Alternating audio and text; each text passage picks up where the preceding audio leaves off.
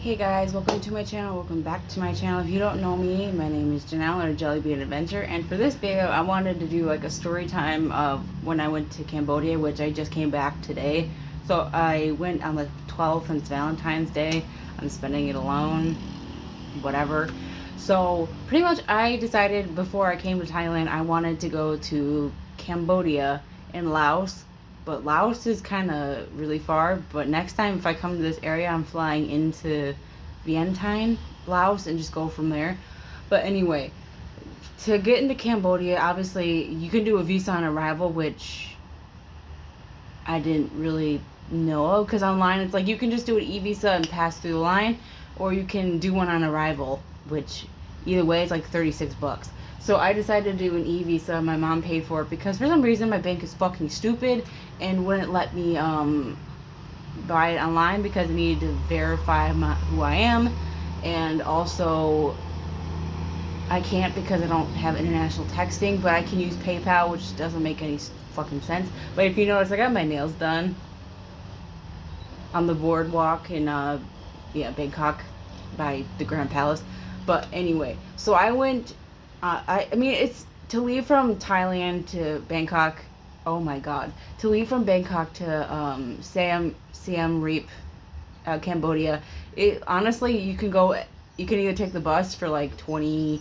I think it was actually $23 to $40, and you can fly from like $45 to like $100. So I know it's a short trip, but I only wanted to see like one thing, and that was Angkor Wat. Was it Wat? Yeah, like Wat Arun. Yeah. So Angkor Wat, and if you follow me on Instagram, you can see that I went there and I did it.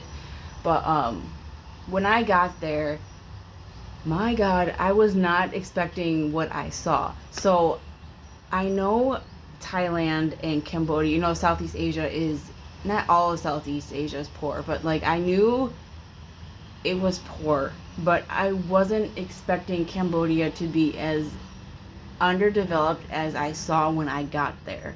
There are not many roads that have concrete. It's mostly the roads what I saw, like I hate this road. I hate this road. But the roads were mostly clay. I would say clay dirt, if that makes sense, because it was red. So I'm thinking it's like a clay road, clay dirt. I don't know if that makes sense. But the dirt was red, so that's why I'm thinking like, well, maybe it's clay dirt.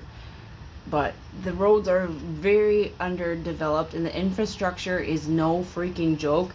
When I saw when I left the airport, like it wasn't like a normal terminal when you just you get off on the jet bridge. They brought a jet bridge, but it's more stairs to get down, and then you walk to the airport. And I'm like, it's not a far walk. I don't care about walking. I literally walked 27,000 steps yesterday, so walking doesn't bother me.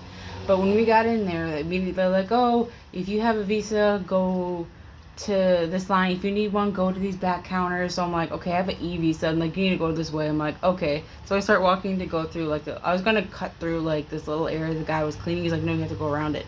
So I went to the counter, and the guy's like, let me see your visa. I'm like, okay, it's an e-visa. He's like, okay. He stapled the arrival card on my passport, which I was pissed about. I'm like, I'm gonna take this bitch out. But no, they took it out when I was leaving. So he stapled it to my passport, and he stamped it too. And it's like, have fun.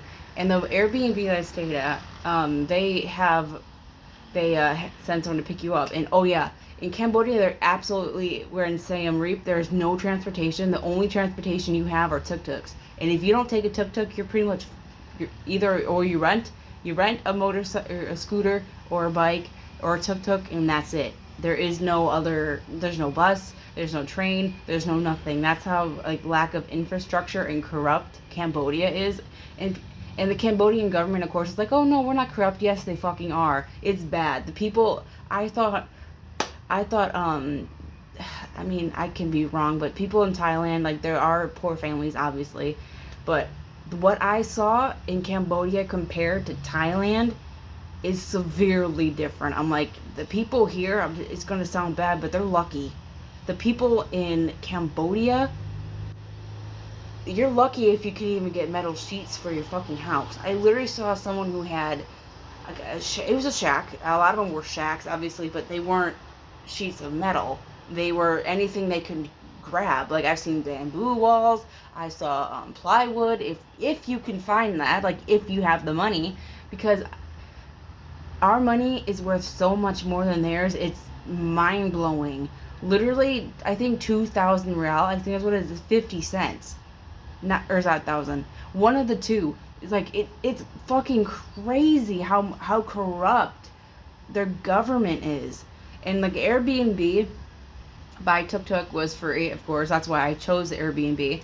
And I wanted to go to the old market, which is technically downtown. And I'm like, how far is downtown? Like, it's a 20-minute walk. So when I was walking through these neighborhoods, like the clay dirt, didn't really bother me. It only annoyed me because my shoes got, dirty as shit. But it's just, there were so many. One of the things that bugged the shit out of me about Cambodia, or at least Siem Reap, was all the panhandling. I know in these countries, like even like Jamaica and the Bahamas and Aruba and, like Europe, they have panhandlers. Like, hey, sell it. We want to buy shit. We want to sell shit. Like, buy our shit. But my God, I literally couldn't walk a fucking block without like 10 people saying, Tuk Tuk, do you need a ride? Do you need a ride? I'm like, no, just because I'm a fat American doesn't mean I don't want to walk. So I went to the old market and I was taking pictures, but everyone and their brother was asking for, do you need a ride? Do you need a ride? Do you want to go here? Do you want to go here? I can take you to Angkor Wat for $20. I'm like, no, because I already scheduled a tour with my, Airbnb, because they said they'll do it. Like, no problem. I'm like, why not? And I went to the old market and I spent a few hours there because I got into Siem Reap around, shit, when did we get there? Oh crap. I think it was like 3 o'clock. Oh my God, I don't remember.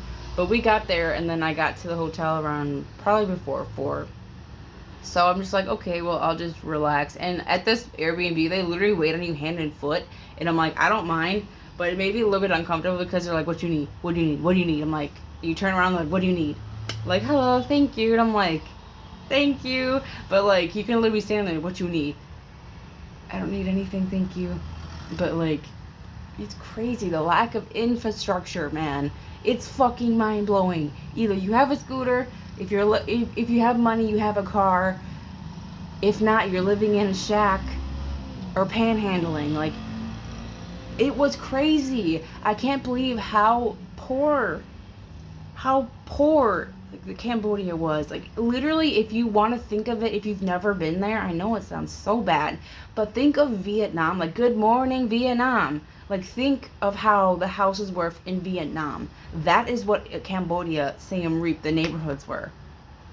And it made me really sad because, like, no one deserves to live like that. And like, it makes me feel I'm really grateful for everything I have and what I worked for and what I have to be able to do this, to be able to go there. And even in, because I just looked at the market and I was taking pictures and I ate and I had some drinks, and the food in Siem Reap is like $10-12. Expensive. I mean, it's not expensive, but like, if you drink a lot, you're gonna spend a shit ton of money. But literally, my meals were like $7, not even. So took pictures of that, looked at the night market, panhandlers, they want stuff, and literally you have to tell them no. And then some people are like, oh, but like, no. Like, everyone, not everyone, a majority of the Cambodians, obviously in Siem Reap, they speak English because it's a universal language, and most tourists that I've seen were French and Russian. I literally heard French yesterday for 12 hours. I'm like, okay, I'm kind of annoyed with the French right now. I'm like, just stop. But the next day, I went to Angkor Wat, and I started at, either you could go Balls AM or stay till evening. I didn't stay for either one just because I'm like, I was literally in the sun in like, it was like 96 degrees, but it felt like 100. I was in that weather for literally 6 hours. No, 5 hours. So I was tired and sunburnt to hell and back. But I got some amazing bomb ass pictures, and like, the architecture is absolutely stunning. Like, it's beautiful. Like, Angkor Wat, like, it was everything I anticipated and more. That was the only thing I really wanted to do. I didn't know there's so many temples in it, because the ticket for Angkor Wat is $37, and I'm like, ugh. But, like, it makes sense because it goes for the restorations of each temple that are on the grounds of Angkor Wat. Like, it used to be a huge kingdom. Like, it was from, like, 900, I think, 9th century to 15th century before, yeeted and died. But, like, so many panhandlers, like, you can't go anywhere without someone asking. And, like, even if you told them no, some people would literally follow you.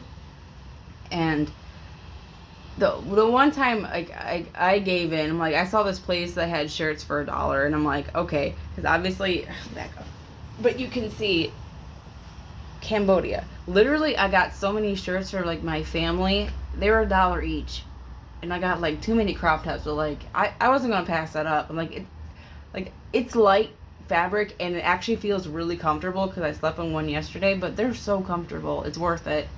And it's just, it just blows my mind, like, how corrupt it really is. Like, if you say you're doing so much for your people, like, your actions are not following your words, like, whatsoever, period. Like, it's so poorly infrastructured. It's sad. Like, literally, I looked up how much how much do Cambodians make a month? If they're lucky, $250, not even. I'm like, I make that in like 3 days, dude. Not even. I like make that in like 2.5. But, like, Jesus Christ, it was a good trip overall, and the flight was literally only an hour. So, like, I spent like maybe $200 for accommodations and shit. I could have literally gone to downtown Siem Reap and got a fucking hostel for $6. But I'm a selfish bitch, and I'm like, I don't want to share a room with anybody, so I didn't. But, like, my biggest thing was I didn't want to get a tuk-tuk and get ripped off, because many people get fucking ripped off and screwed over, because they're like, oh, I'll take you here for literally like $15, but, like, it should be like 2, like, if at most 5. But, like, like I said, the reason why I got my Airbnb was because they had free pickup to and from the airport. I'm like, good, it's worth it. But, like, I did, like, meals wise, I said less than $10. But even in Angkor Wat, I literally spent, like, not even $10. It was, like, literally $8.50, and I'm like, that's fine with me. I don't even care. But yeah, just even coming back terrified me. They turned away when we got to immigration. They turned away so many people. They're like, yeah, you can't enter Thailand. Fuck you. It's like,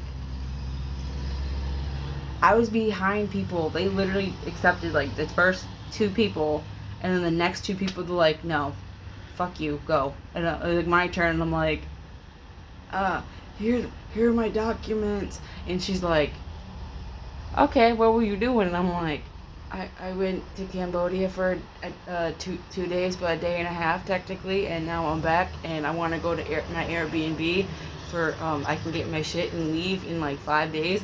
And she's like, okay, but she's looking through my visas, and she stops at my Thai one, and she's like, before she even said anything, I'm like, oh yeah, I never used that visa. I'm like, I wasn't in your country at all when like, I got this visa. I'm like, the last time I was technically in your physically here in your country, I'm like, I was here from the 10th of January 2019 to January 29th, and I haven't been back. I yeeted off, and I haven't been back since. I'm like, the plan was to possibly teach English here, but then I'm like, nah, I don't want to fucking do that. So that's why. And she's like, oh, okay, no worries. Damn it. She's like, you're good. And I'm like, thank God. And I got, like, they have the app, like I said, if you watch my videos, Grab. So I was able to, it's like Uber pretty much.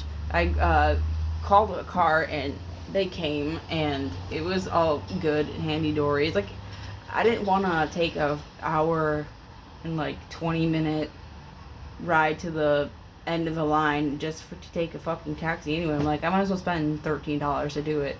So that's exactly what I did. And it was a really good trip. Like, besides, like, the panhandlers and, like, the poor infrastructure, Cambodia is a gorgeous place. Even though I only saw, like, you know, I only went to the ruins. I didn't do anything else besides the ruins and see downtown Siem Reap. Like I could have probably seen more, but I didn't. I'm like, I wanted to do Cambodia and I did it. I wanted to see, you know, I did what I said I wanted to do, and now I'm like, I'm content. Like, if I can get the last thing I want, I'll be completely A-okay. If I can't, I'll be fucking pissed. But, like, I have one more thing in mind I want to do, and I hope it will happen this weekend, because if not, I'll be pissed. But anyway, that's, like, it's not really a concise story time. It's just, like, I went to Cambodia. Some shit kind of happened. I'm, like, just a lot of shock and, you know, sadness. But overall, amazing. I loved it. Check out my Instagram if you want to see my pictures. Yeah, I have way more coming, but yeah, that's all for this shitty video. If Don't forget to check out my social media links in the description box below, and I will see you guys next time. Peace.